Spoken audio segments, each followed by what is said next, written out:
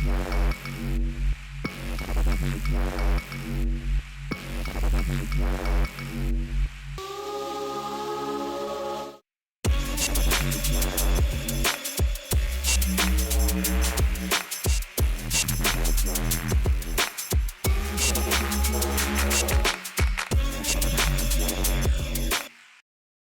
Kristen ki yo banyak yang gak peduli sih sebenarnya kan. Hal-hal yang sifatnya konten-konten atau sifatnya podcast-podcast yang berbau kekristenan. Mereka taunya ya soal uripe dewe-dewe, soal kehidupannya sendiri. Sehingga nek ibarat kata diajak pelayanan untuk jadi jurnalis lapangan atau jadi apa ora mudeng karepe gitu. Masalahnya kan ya, Bro. Jadi sebagian besar orang Kristen itu karena di gereja kan biasanya neng gereja yo yang dipikir atau yang diomongke kan ya soal kasih Tuhan, pengampunan, berkat Tuhan dan sebagainya. Jadi wong Kristen iki wis terbiasa terkotak-kotak bahwa hal rohani itu ya pas ning gereja. Dan di ranah iku tok gitu loh. Tapi begitu ning njaba ya wis dhewe mikirke uripe, seneng-senenge dan sebagainya. Sehingga apa yang kita coba terangkan bahwa saat kita hidup di masa ini kita butuh untuk menyebarkan kabar keselamatan Injil, dan hari ini cara terbaik untuk melakukannya adalah dengan digital. Digital mereka mudeng aslinya.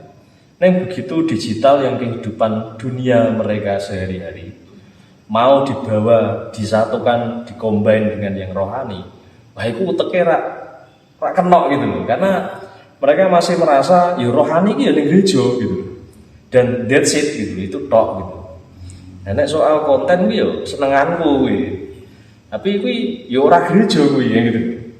Ini yang jadi masalah. Jadi banyak orang itu tidak bisa benar-benar ngeh bahwa kowe iki sing ning uripmu kuwi dibutuhke Gusti Allah gitu. Hidupmu sehari-hari itu bukan cuma dibutuhkan tapi memang bisa dipakai oleh Tuhan. Nah, itu sing kurang nyantol gitu kira-kira. Iya. Jadi kalau yang aku nangkep ya. Jadi dari antara mereka itu tidak semuanya itu paham bahwasannya ini pelayanan. Jadi dikira dolanan. Iya, dikira tuh kita kan ngomongnya kan pelayanan.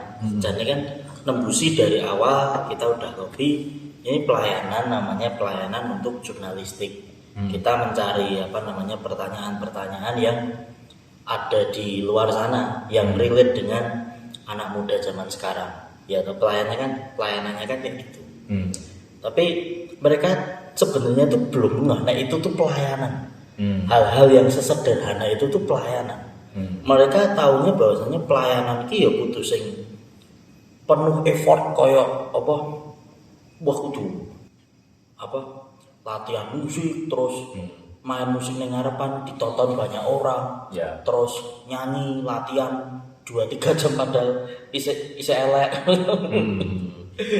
Nah, yang di benak masyarakat orang-orang Kristen itu rata-rata pelayanan apa yang dilihat di gereja.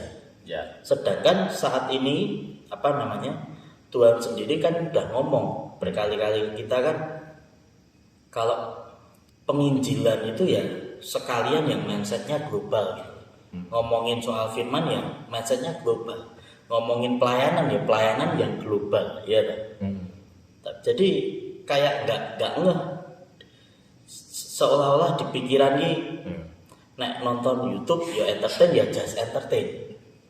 Jadi mereka nggak tahu bahwasannya yang entertain seperti ini pun yang bentuknya podcast ini juga pelayanan juga mudah mereka.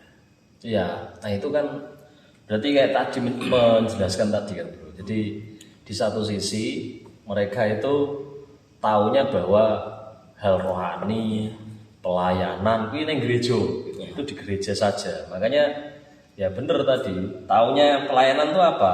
Ya tadi yang di mimbar misalkan musik, khotbah, nari dan sebagainya. Itu pelayanan gitu.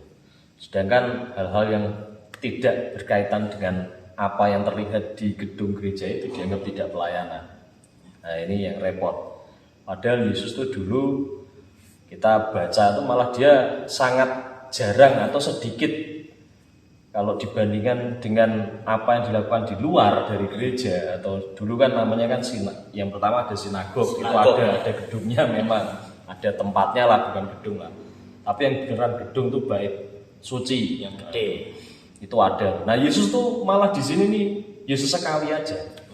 Tapi yang banyak ditulis di Alkitab itu kegiatannya ketika di luar itu. Nah yang di luar itu tuh itu pelayanan gitu loh. Nah itu yang tidak ada dalam pikiran banyak orang Kristen saat ini. Mereka berpikir ya pelayanan di gereja. Yang di luar itu ya sudah urusan masing-masing. Tapi ada juga yang mikir beda bro. Gini, yang ini orang-orang yang nggak mau ke gereja. Yang nggak mau ke gereja. Itu konsepnya gini loh. Yang penting aku Kristen itu kan apa yang aku lakukan di luar. Wah gitu.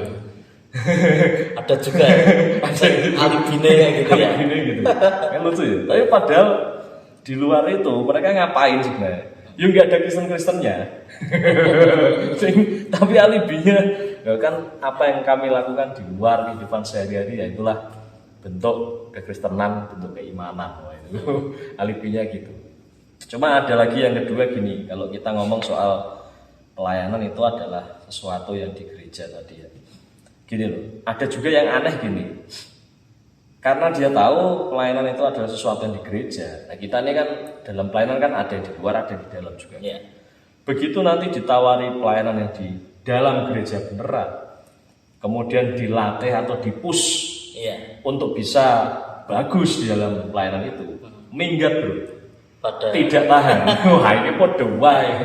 Jadi masalahnya apa sih? Bukan cuma soal mindset mana yang rohani itu di gereja atau di luar, enggak. Tapi memang masalahnya ya, yang pertama tidak punya kecintaan akan Tuhan, itu yang pertama.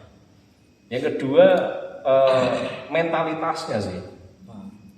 Kita melihat ada banyak orang Kristen yang tidak punya mentalitas profesional.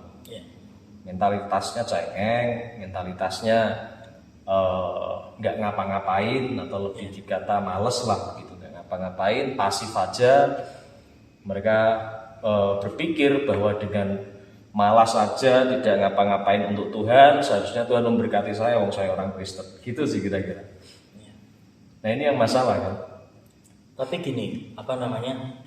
Kalau ini tadi kan orang-orang yang mungkin sudah berpapasan dengan kita lah, maksudnya wes ketemu bolak-balik gitu loh. Nah, tapi ada juga di luar sana. Ya ini lebih ke menengah ke atas.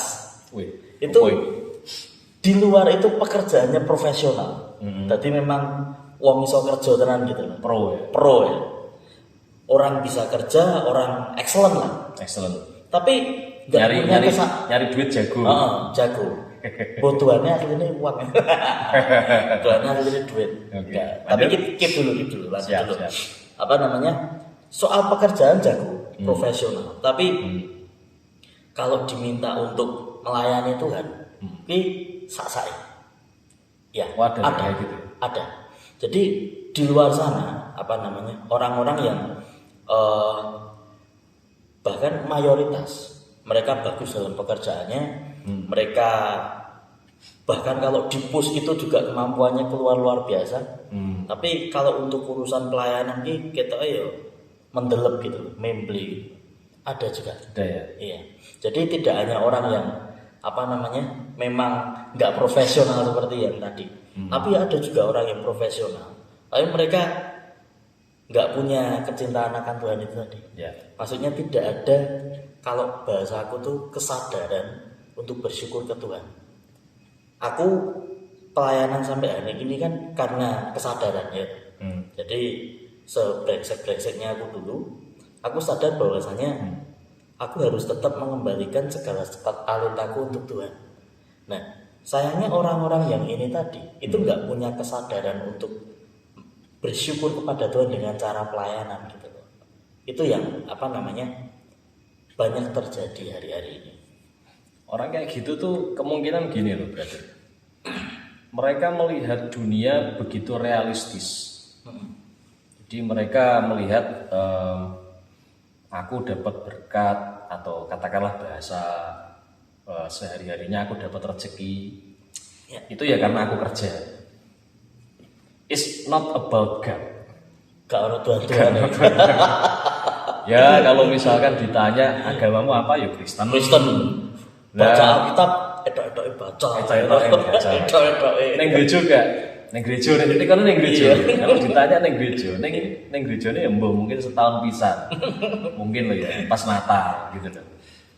Nah, mereka bahkan kalau di ini pasti nek ditanya apakah kamu nggak berdoa kok gitu, pasti jawab gitu. Dan mungkin memang berdoa, cuma berdoanya itu ya selalu berdoanya minta supaya berkatnya oke, kerjaannya lancar, keluarganya baik-baik saja.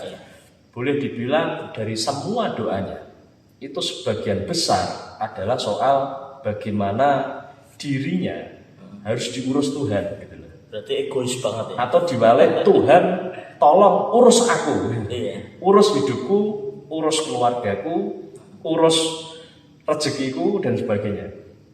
Egois banget. Egois. Itu yang disebut dia doa. Nah, sedangkan kita kan ketika kita sudah mulai mempelajari firman Tuhan, kita tahu bahwa kekristenan itu bukan cuma sekedar supaya kita ini dipelihara Tuhan, tapi bagaimana kita mengenal hati Tuhan. Jangankan hati, gini. Yang pertama paling penting apa sih? Mengenal siapa Tuhan sebenarnya dulu. Iya, paling penting. Paling penting. Nah, mungkin mereka tidak sampai dalam titik itu bahwa Tuhan itu bisa dikenali dan memang ingin dikenali. Dan kalau memang orang mulai kenal beneran Tuhan, mereka pasti akan tahu apa yang menjadi kerinduannya Tuhan, keinginannya, kesukaannya beliau apa. Kalau sudah gitu, nah nggak bisa kita selalu hanya inginnya kita terus yang diperhatikan. Ya. Ya kan? Nah ini masalahnya di situ. Arogan banget ya mereka ini ya, orang-orang Kristen ini. Jadi seolah-olah hidupnya doang yang paling penting. Ya. Padahal kita sebagai orang Kristen kan kita tahu tuh apa namanya, kita punya tujuan. Gak mungkin toh, maksudnya orang Kristen diciptakan Tuhan ki, ya cuma untuk hidup toh. Ya. Hidup dan tidak berfungsi itu tidak mungkin. Maksudnya ketika Tuhan ciptakan manusia dengan segala speknya, ya toh, dengan segala kemampuan, kapabilitas yang ada di dalam dirinya. Kiki pasti dia punya tujuan hidup. Ya. Nah, kira-kira bisa disimpulkan kan apa namanya dari orang-orang ini tadi kan mereka nggak punya tujuan hidup.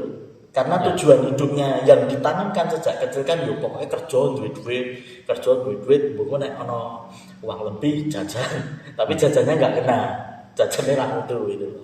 Nah, tapi ini nih yang mau tak tanya. Orang Kristen itu sebenarnya tujuannya itu apa? Wah, ini pertanyaan bagus.